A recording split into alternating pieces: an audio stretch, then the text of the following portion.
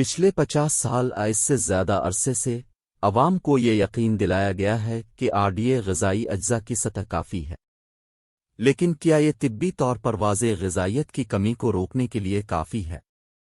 آرڈیے کیا ہے؟ آرڈیے تجویز کردہ غذائی الاؤنس کا استعمال اوسط یومیہ انٹیک لیول کے لیے ہے، جو کہ زندگی کے کسی خاص مرحلے اور صنفی گروپ میں تقریباً تمام صحت مند افراد کی ضرورت کو پورا کرنے کے لیے کافی ہے۔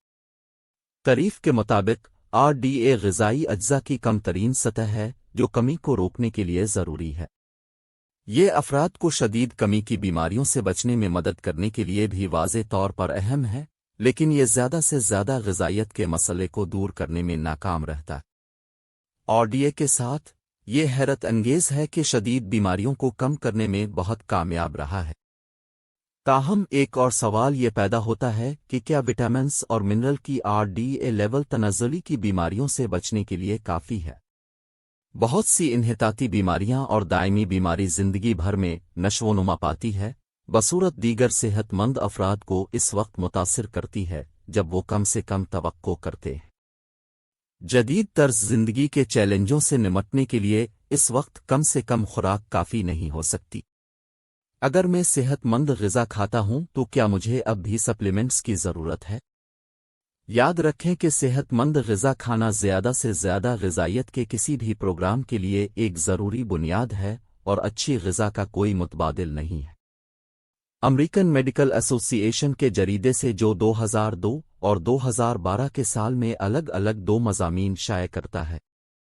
آرٹیکل 1 بالغوں میں دائمی بیماری کی روک تھام کے لیے وٹامنز۔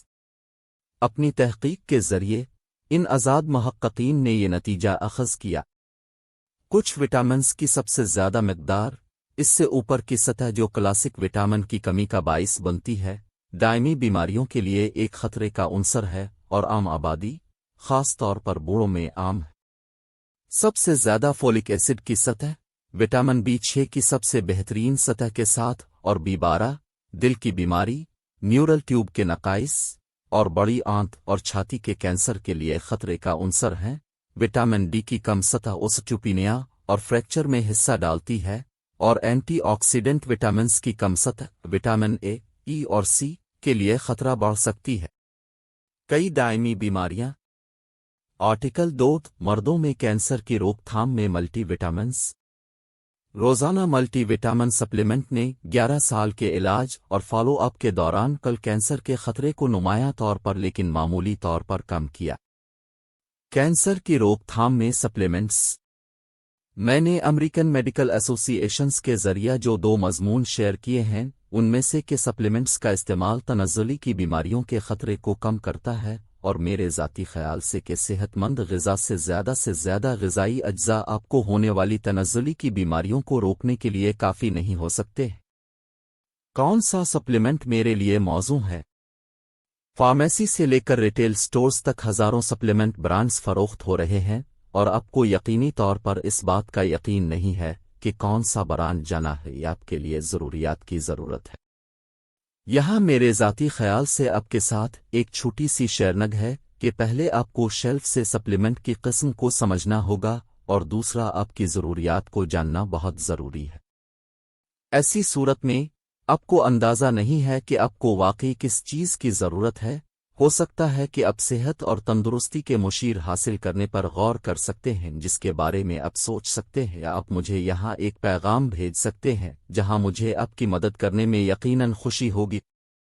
ایک اور ذریعہ جس پر آپ غور کر سکتے ہیں وہ غذائی سپلیمنٹس کی کتابوں کا تقابلی گائیڈ ہے، اور میں اس کی سفارش کروں گا۔